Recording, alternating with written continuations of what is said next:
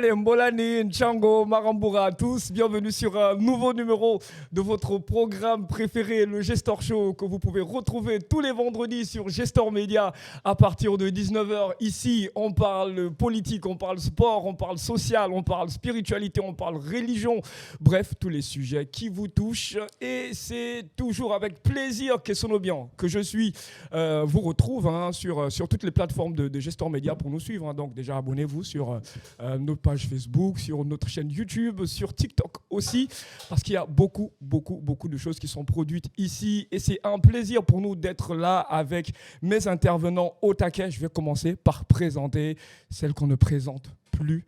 Ladies and gentlemen, est-ce qu'on peut faire du bruit pour la First Lady? Elle s'appelle Miss K. Hello. Oh yeah. Salut. Comment tu vas, Miss K? Ça va, tout doux. La forme. Comme un vendredi. Mais oui, aujourd'hui, tu as encore fait montre de tes talents de caméléon. De caméléon, comme Jarod, la célèbre série.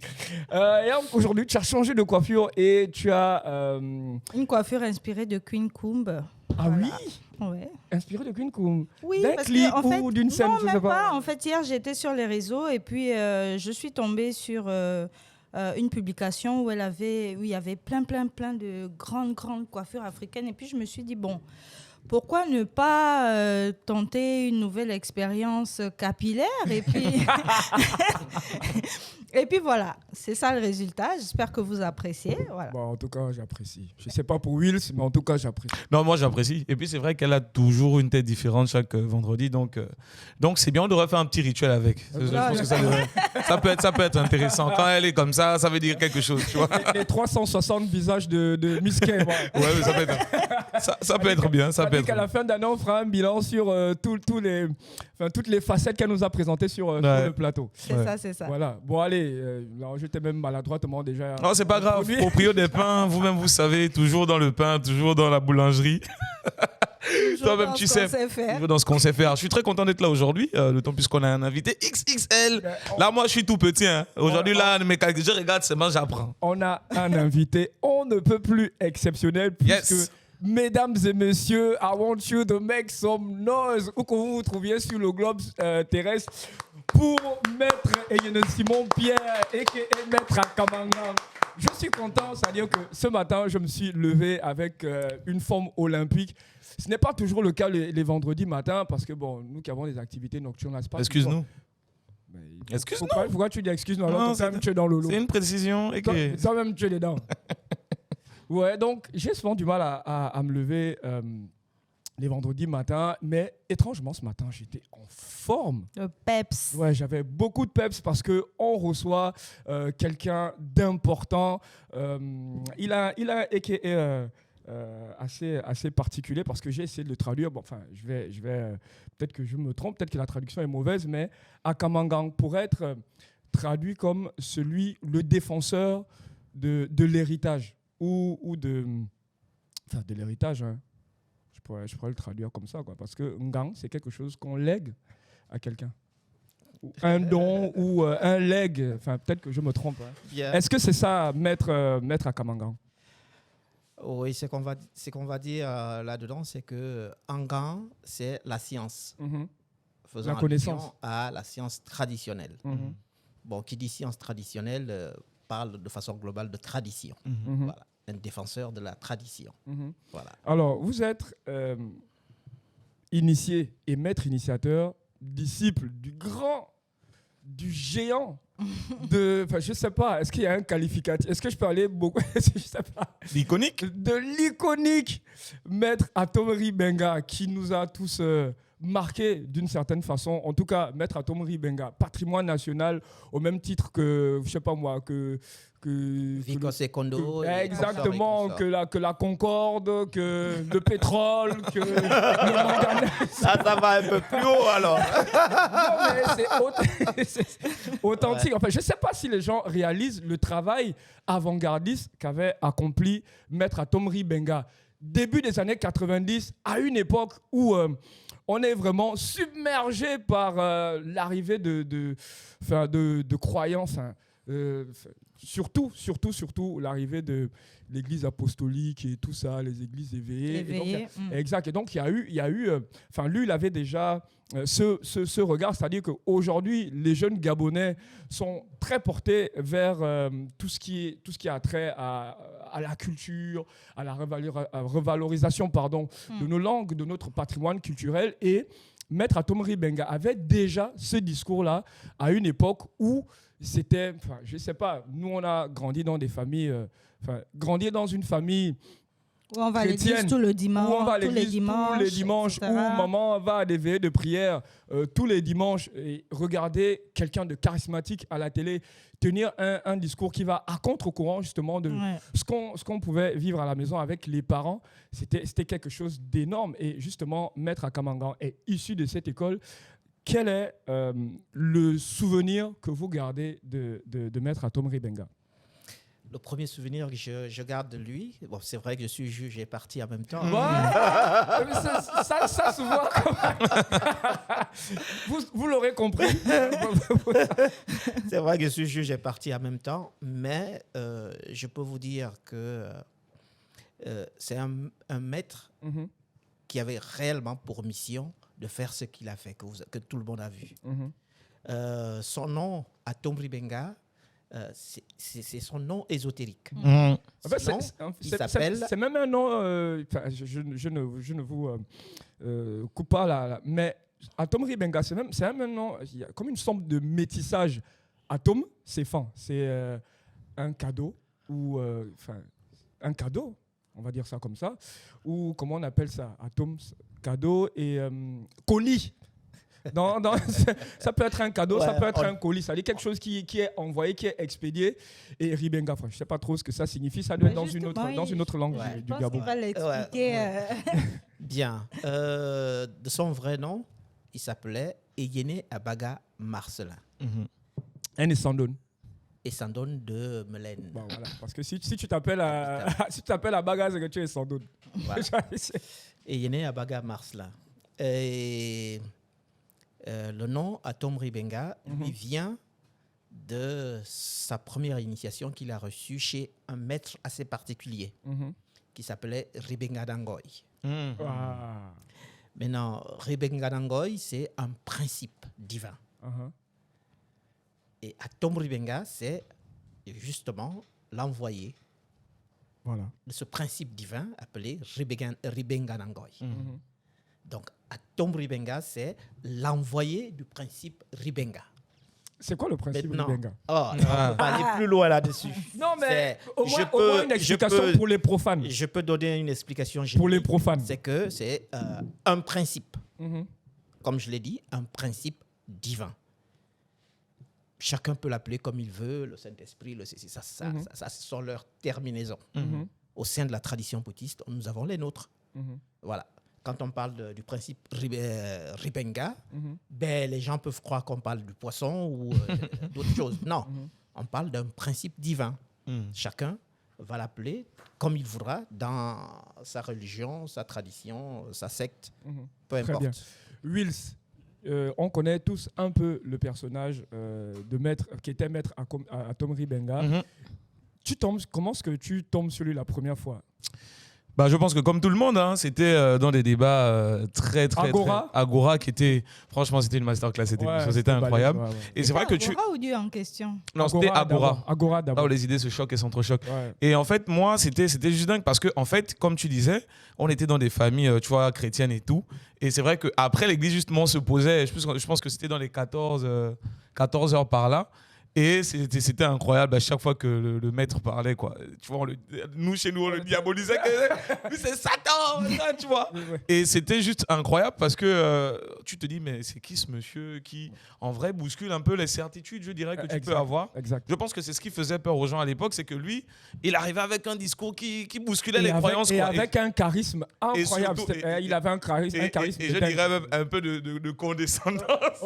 Parce qu'il connaissait tellement il connaissait tellement ces dossiers que limite, même les gens qui étaient en face, en fait... par moments, ils étaient un peu ridicules. C'était... mais toujours cette démonstration, je dirais...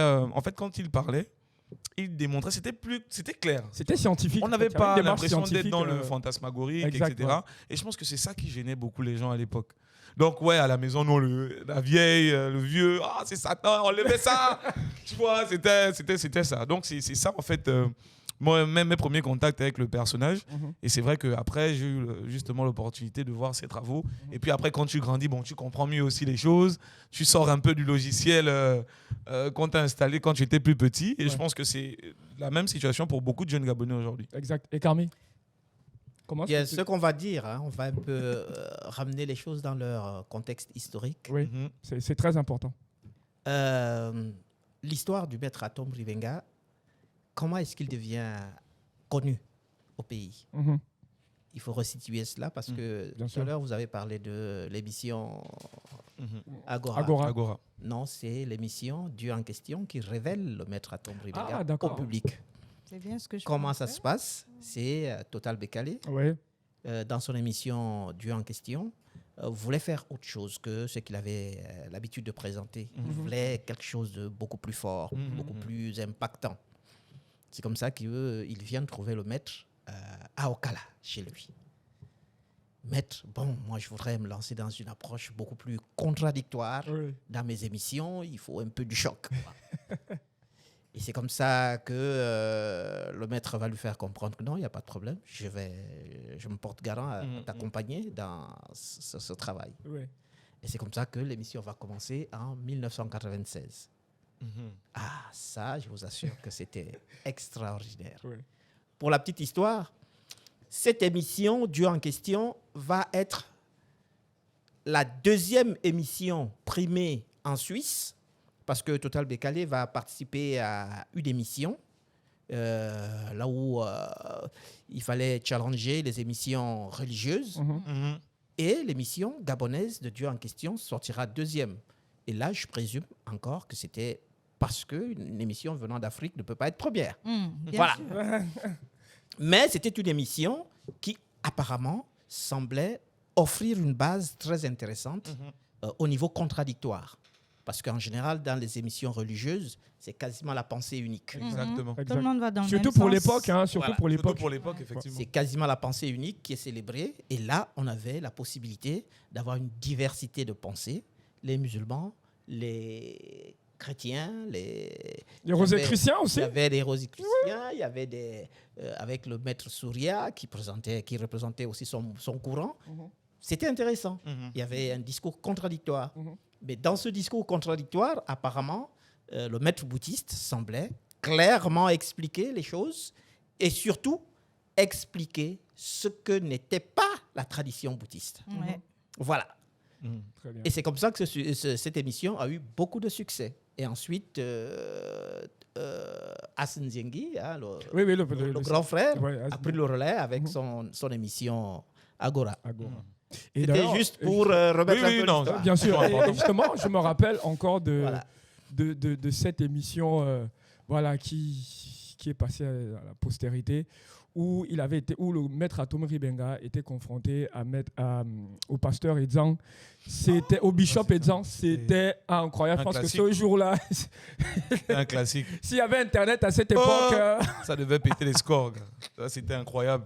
Je vais vous raconter l'histoire justement. C'était terrible. C'était terrible. Après l'émission, le petit frère, parce que c'est un petit frère, Edzang, s'est permis d'aller modifier l'émission.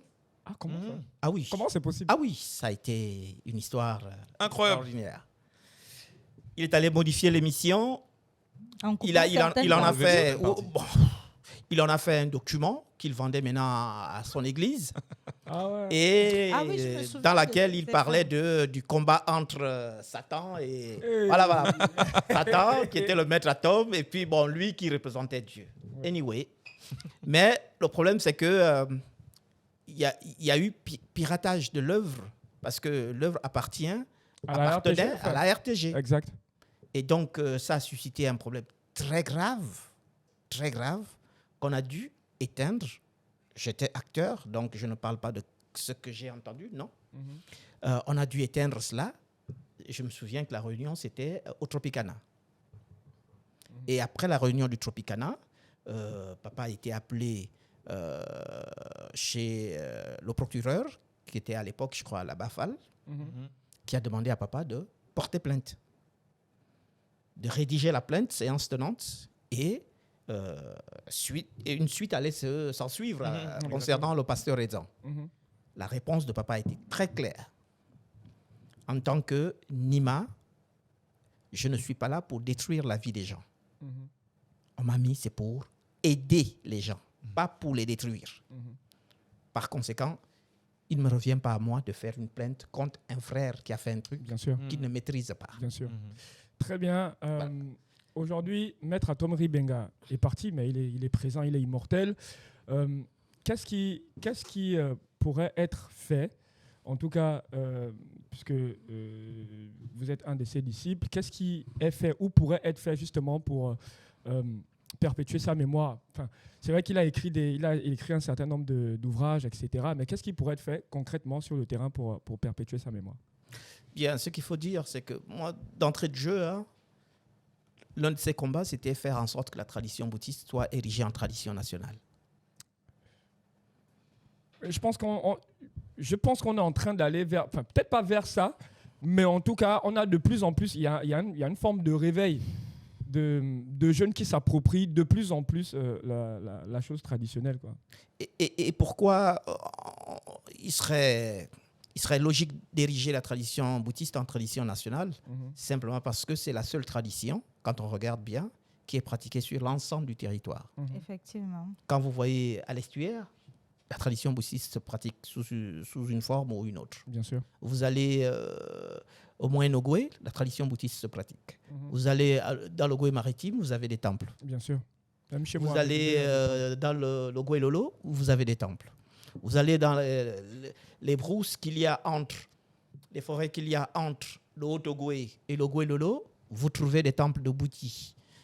Je ne sais pas, il n'y a pas une seule province dans laquelle vous ne trouvez pas un temple de Bouti, sous une forme ou une autre. Bien sûr. Effectivement. Ça veut dire qu'en réalité, la tradition bouddhiste, c'est la seule qui se pratique sur l'ensemble du territoire gabonais. Donc des 9 provinces. Ériger cette tradition en tradition nationale n'est aucunement un scandale, tout au contraire. Mais ça reviendrait concrètement à faire quoi? C'est politique. Moi, j'ai une question plutôt bateau, mais bon, que je pense quand même assez nécessaire pour surtout ceux qui nous suivent. C'est quoi le Bouti, de manière claire d'abord? Très bien. Qu'est-ce que c'est concrètement? Bien, le Bouti, en tant que tel, on ne peut pas définir le Bouti. On peut esquisser une définition de la tradition bouddhiste. D'accord. Super. Voilà. La tradition bouddhiste est un ensemble de pratiques qui tournent autour de 4 axes majeurs. La harpe, le temple, le mungongo, l'iboga. On peut ajouter un 5e axe, les chants sacrés. Toute tradition qui tourne autour de ces axes-là, c'est cela qu'on appelle la tradition bouddhiste. Maintenant, définir le Bouti, ça non, mais ça, c'est déjà un élément. Ça va. Ça, c'est pas possible. Moi, pour la petite histoire, donc, le maître Akamangan ici présent, c'est mon parrain. Voilà. Bon, il est aussi notre parrain? Non, c'est pas le même parrainage. Attends. C'est mon parrain. Et j'ai eu la grâce d'être initiée par le maître Atom Ribenga. Voilà. Et son fils ici présent est initié et initiateur et mon parrain. Donc j'ai eu la grâce de le connaître personnellement. Et d'ailleurs, ce que je retiens de cet homme, encore une fois, je serais peut-être jugée partie, c'est que c'est quelqu'un qui enseigne. Là, on parle du maître. Oui, du maître Atom. Okay. C'est quelqu'un qui enseignait. J'ai même du mal à parler. Mais qui enseigne, puisque voilà. ces connaissances sont toujours... C'est quelqu'un qui enseigne et de lui, j'ai vraiment beaucoup appris. Et quand je suis arrivée vraiment par hasard dans son village, j'ai eu la chance de beaucoup discuter avec lui avant d'arriver à l'étape d'initiation. On discutait vraiment et je pense que le maître peut me témoigner, c'est quelqu'un qui avait du temps pour les autres. On pouvait rester assis vraiment toute une journée vraiment à discuter, à échanger, à débattre, voilà. Et il a fini, voyant vraiment ma curiosité, il m'a donné un de ses livres à lire. Et ensuite, on a recommencé à discuter jusqu'à ce qu'un jour, il m'appelle, qu'il me dise maman. J'ai dit oui, papa. Avec cet accent-là? Oui, bien sûr. Maman, j'ai dit oui, pas Marcelin. Il y a les bandits qui rentrent. Je dis oui, ok. Il me dit tu rentres avec eux. Je dis mais pas Marcelin. Comment ça? Il me dit non, tu es prête. Tu rentres avec eux. Et c'est comme ça que je me retrouve initiée du maître à top. Parce que justement, lui, son œuvre, c'était vraiment aider son prochain. Et au cours de nos discussions, il s'est rendu compte que j'étais prête, j'étais préparée psychologiquement, spirituellement, j'étais peut-être déjà prête.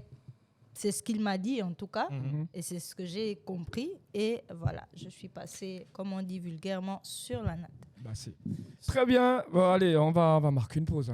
Et on se retrouve en deuxième partie, justement, pour parler d'un sujet toujours lié à la tradition, mais cette fois avec un spectre beaucoup plus large, beaucoup plus national, avec Maître Akamangan qui est avec nous. Est-ce qu'on peut encore faire du bruit pour lui ici? Toujours.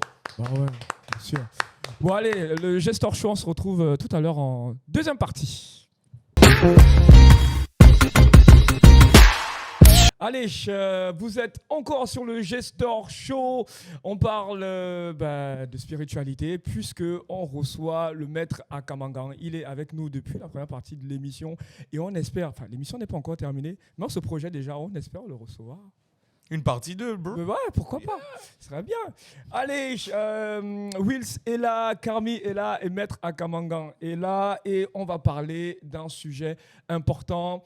Il y a quelques mois, enfin il y a 2 mois exactement, on a vu arriver à la tête de l'État un nouveau pouvoir en tête desquels Yamur, le général Brice Clotaire Oligui-Nguema. Et pour ceux qui se rappellent de sa cérémonie d'investiture, il y a eu le cérémonial, etc., juré sur la charte de la transition. Mais dehors, il y a eu un tout autre cérémonial avec les peuples autochtones du Gabon. Et donc, ce cérémonial-là, qui a d'ailleurs été apprécié, qui a été une réussite, moi, m'emmène à me poser la question de savoir je pose la question à Maître Akamangan, quelle pourrait être la place de la tradition gabonaise sur le plan social, politique, économique, militaire même. Parce que les Nganga peuvent aider nos militaires sur des stratégies de guerre et tout ça. Et d'ailleurs, Esson, pour ne pas te couper, je pense que j'ai vu lors de la diffusion de ce cérémonial. Je pense que j'ai vu une de vos interventions, Maître. Oui. Bien, ce qu'il faut dire, c'est que sur le rituel avec les peuples autochtones du Gabon, les Pygmées. C'est eux les vrais Gabonais. Exact. Faut bien sur ce rituel-là, je dis que c'est un rituel qui a tout son fondement. Pourquoi? Je vais vous raconter encore une autre anecdote. Il parle beaucoup en parabole. Tout de suite, ça rappelle le fait que, en réalité, la tradition bouddhiste, elle est amenée au Gabon par les Pygmées. Je crois que ça doit être la 2e dynastie pharaonique. Il y avait un pharaon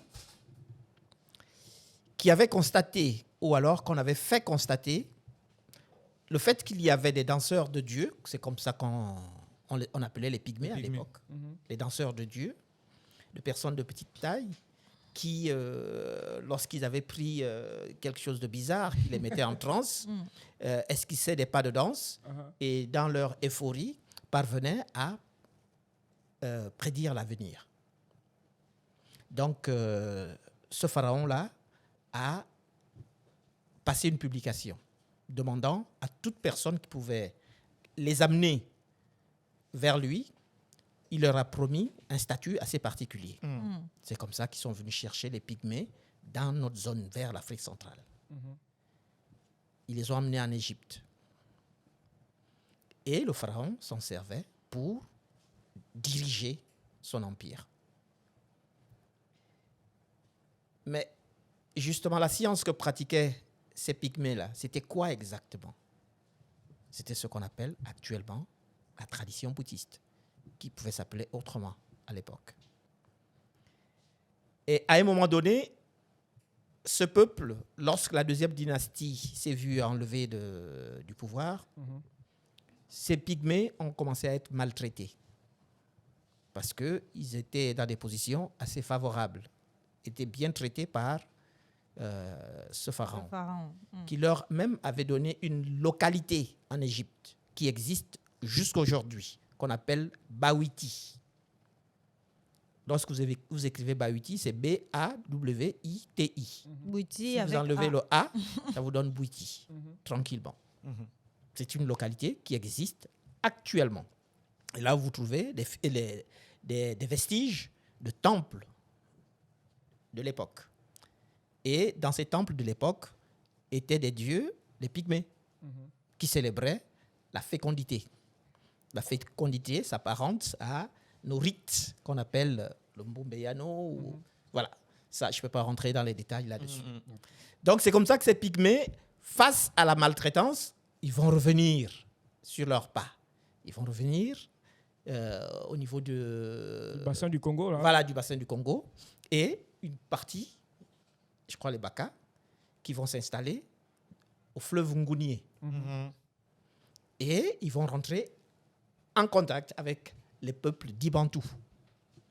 Donc, vous allez avoir les Masango, les Apinji, ensuite les Michogo et les Pouvi, qui seront les 4 premières ethnies réceptrices de cette tradition. Et ensuite, ces 4 ethnies vont aller maintenant dans les agglomérations, vont rentrer en contact avec les autres peuples d'Ibantou, qui vont par la suite s'initier et ensuite aller pratiquer leur tradition dans leur communauté.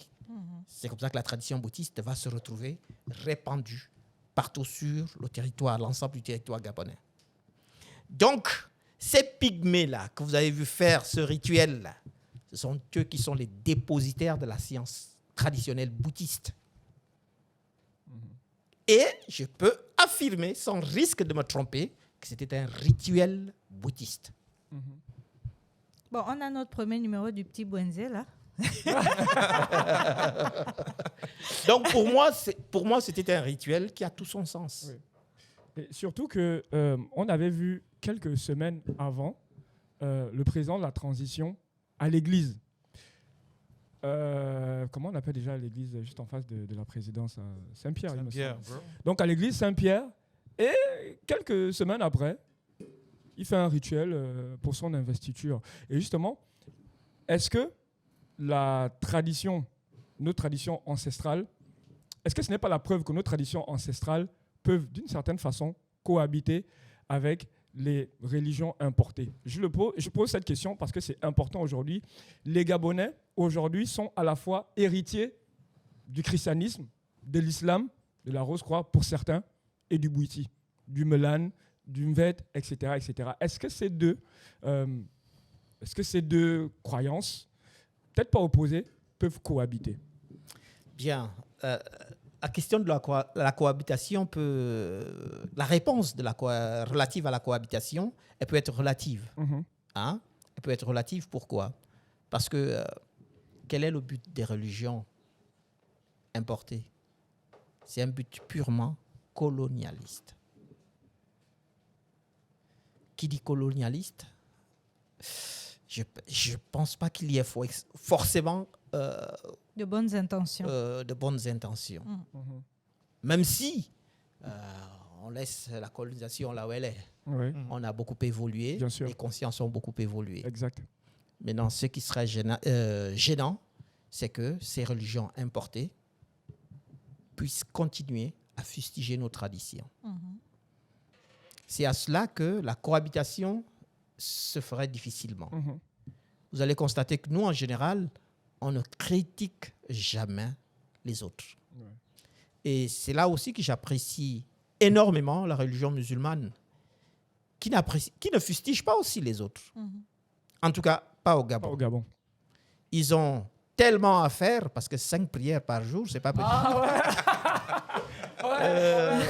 Je pense qu'ils sont très concentrés dans leur prière et ils ne perdent pas du temps à fustiger nos traditions. C'est la punchline du jour. Donc, non, ce qui embête, c'est beaucoup plus ceux qui passent leur temps à fustiger les traditions locales. Je pense que quand on est étranger, pour favoriser une meilleure cohabitation, il n'est pas correct de fustiger l'autochtone. Exact. Carmine, Voilà. tu avais une question justement au maître, parce que je t'ai vu préparer des petites notes et tout ça. Oui, non, c'était par rapport justement au collectif. On a vu dernièrement un collectif de tradis praticiens se créer et il s'en est résulté quelques chantiers, dont celui de l'éducation, de l'aspect juridique, de l'identité nationale, du modèle économique et en 5e chantier que moi je ne trouve pas très, bon, c'est à mon avis pas très pertinent, c'est chasser les tradis praticiens étrangers. Est-ce que déjà le collectif, est-ce que ça vous parle, maître?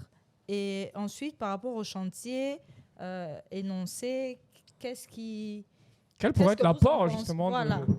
des tradis praticiens sur ces différents chantiers qui ont été énoncés?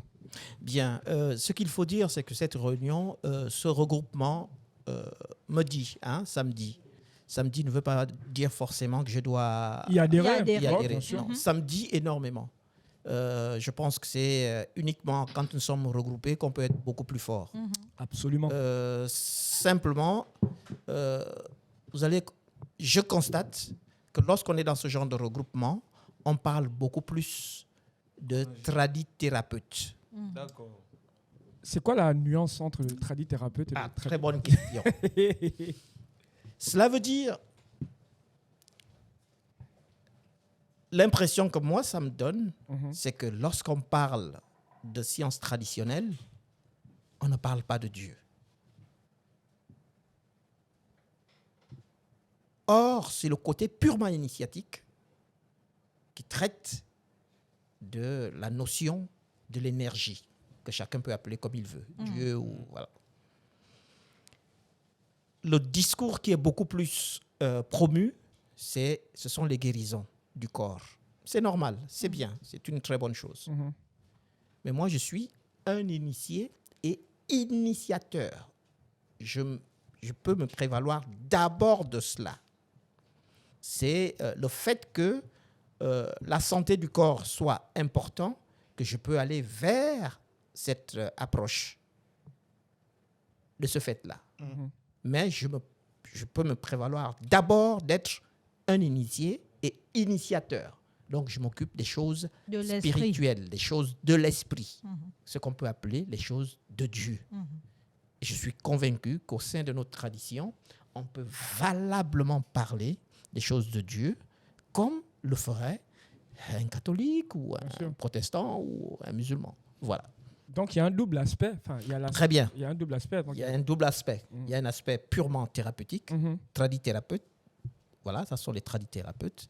Et il y a un aspect purement divin au sein de nos traditions. Et je pense que beaucoup ne font pas cette distinction, nuance. cette nuance exacte. Exact.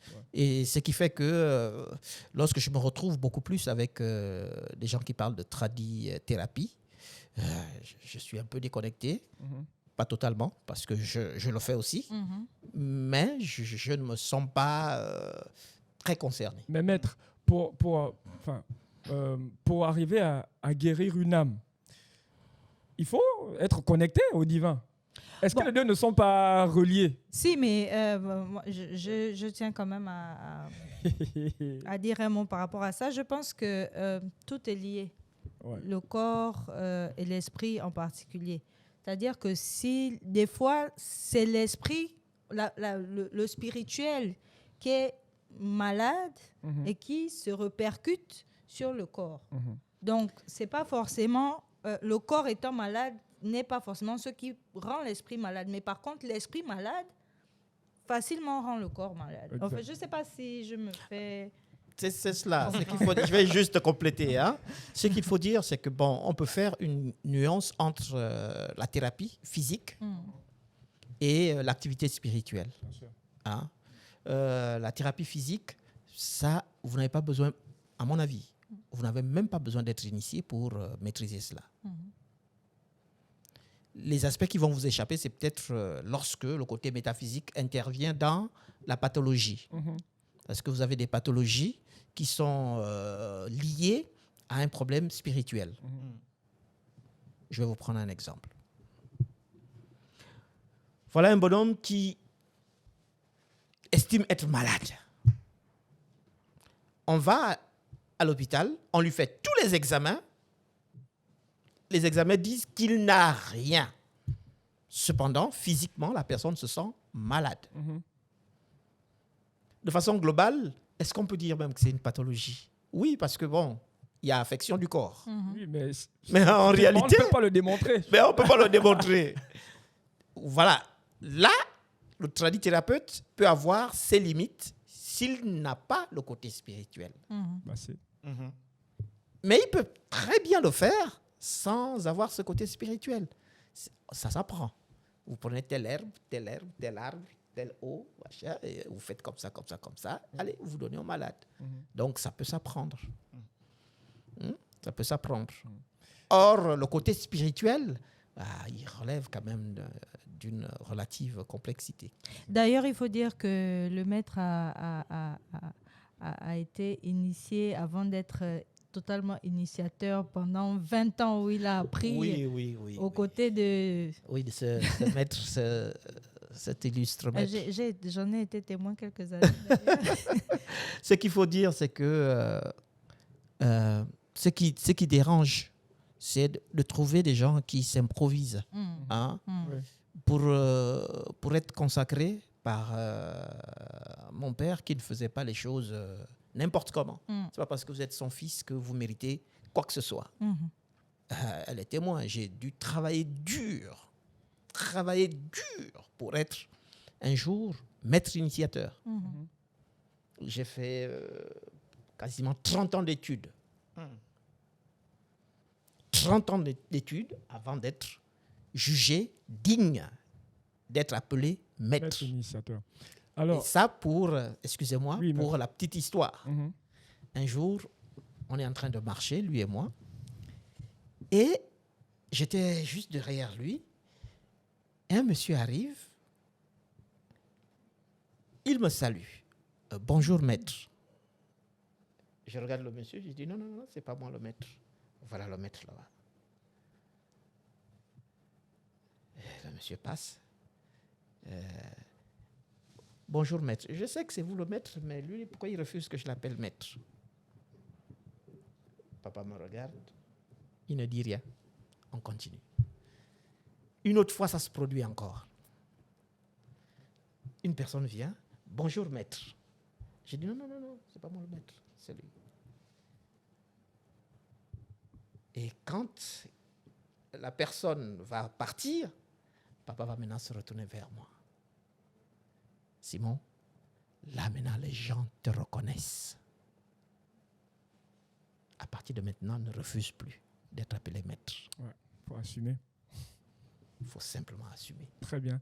Alors, maître Akamangan, nous sommes en 2023 et le débat sur le retour à nos valeurs ancestrales est beaucoup plus revendiqué par la population, enfin et les jeunes Gabonais, la jeunesse gabonaise, exactement.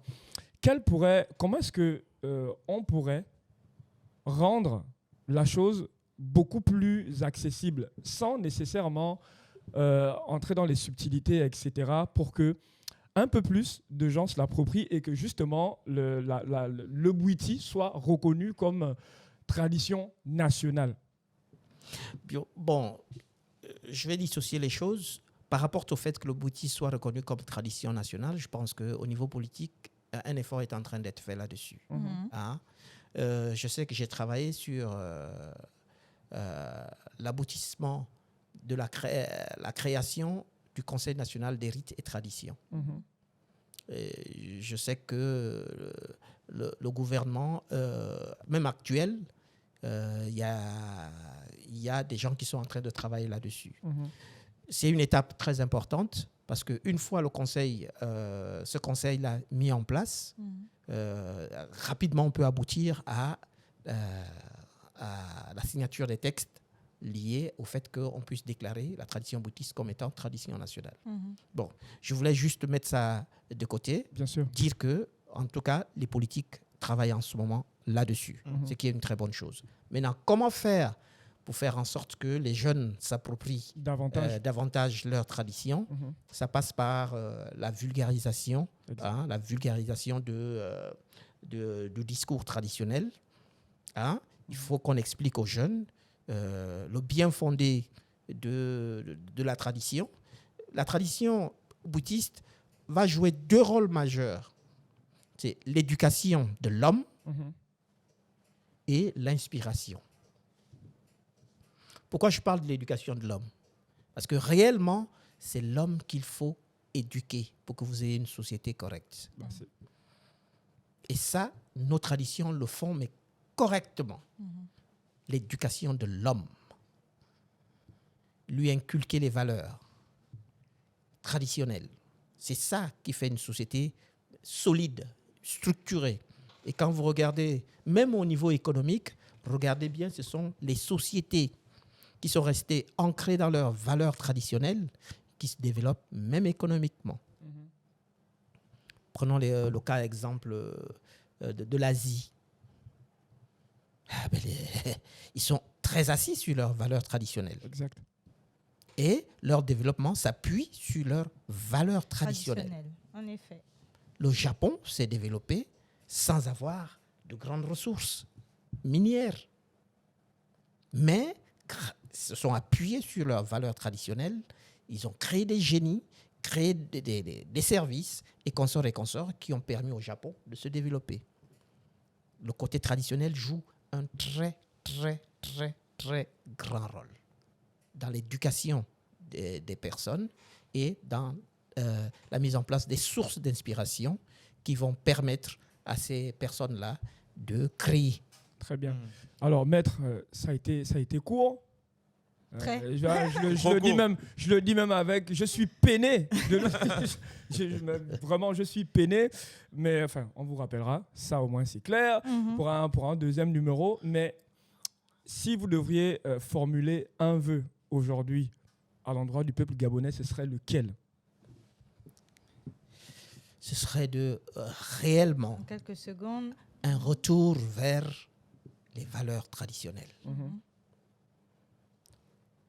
Que les gens n'aient pas peur de la tradition bouddhiste. C'est une tradition très valable, mais vraiment très valable. Il est gênant de constater que aujourd'hui, je me retrouve avec 5 élèves et parmi les 5 élèves, il n'y a qu'un seul Gabonais. Le reste, ce sont des étrangers, des Américains, des Anglais, des Français. Parce qu'ils savent que nous avons une science qui a de la valeur. Les gens le savent, qu'on a une science qui a de la valeur. Il est dommage que ce soit seul le Gabonais qui ne le sache pas. Que le Gabonais se réveille et qu'il vienne jeter un œil dans sa tradition. Exact. Et c'est valable pour toutes les autres traditions, hein, que ce soit le Melan, le Ngi, le Andem Kolongu, le Njobi, le Mouiri, voilà. Justement, je voulais, parlant de Mouiri et consorts, il y a quelque chose qui m'horripile, qui me choque. Maître, allez-y. C'est le rite qu'on appelle le diable. T'appelles le diable. On n'a pas à prononcer des énormités de ce genre. Il faut lui donner un nom correct.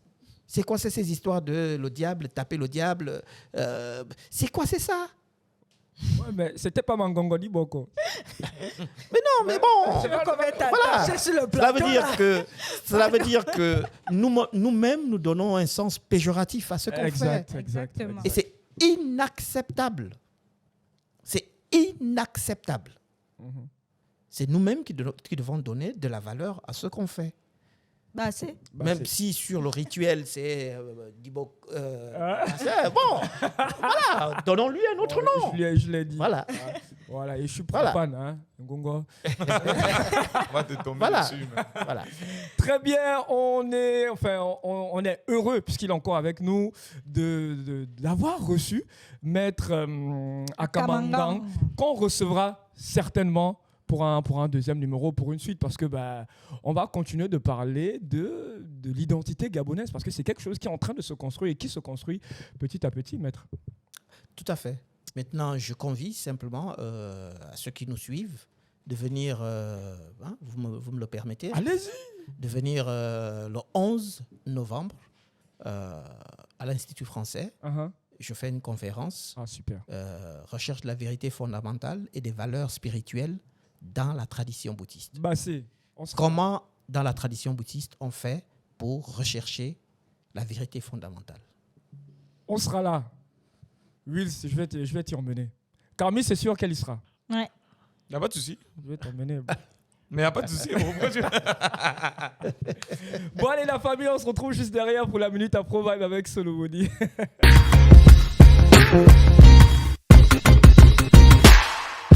Alors, tout comme il n'y a pas de tradition bouddhiste sans musique, c'est pas il possible. n'y a pas de Gestor Show sans la Minute Afro Vibes. Oui, c'est clair. Et aujourd'hui, on ne va pas rentrer dans les détails, mais c'est juste 2 informations importantes que j'ai pour vous. La première, c'est que Emma a fait sortir son The EP Future God.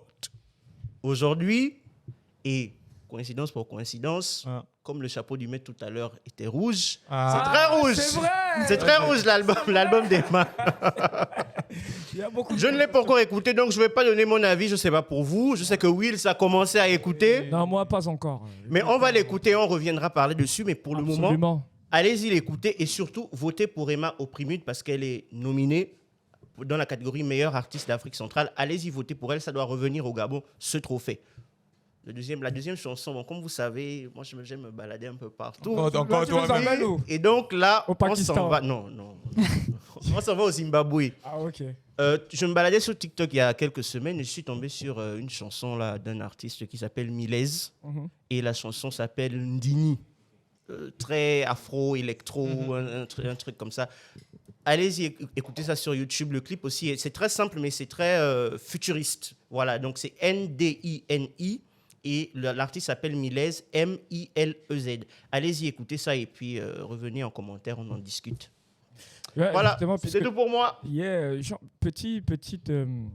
Bon, allez, pour aller dans le même sens que toi, j'ai découvert un superbe album sorti il n'y a pas longtemps. Enfin, c'est un album remix de chansons de vieux Farka Touré, qui a fait un album en hommage à son père. Et je trouve que cet album est super réussi, donc allez l'écouter.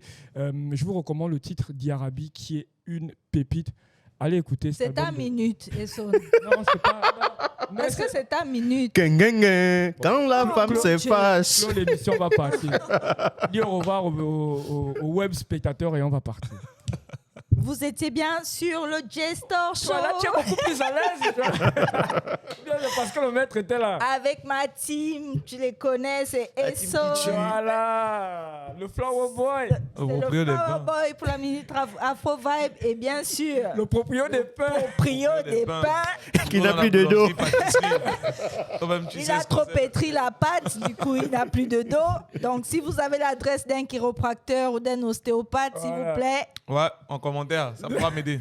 voilà. Et on rigole pas, c'est du sérieux. Ouais, la famille, prenez soin de vous. On se retrouve vendredi prochain pour un nouveau numéro du Gestor Show.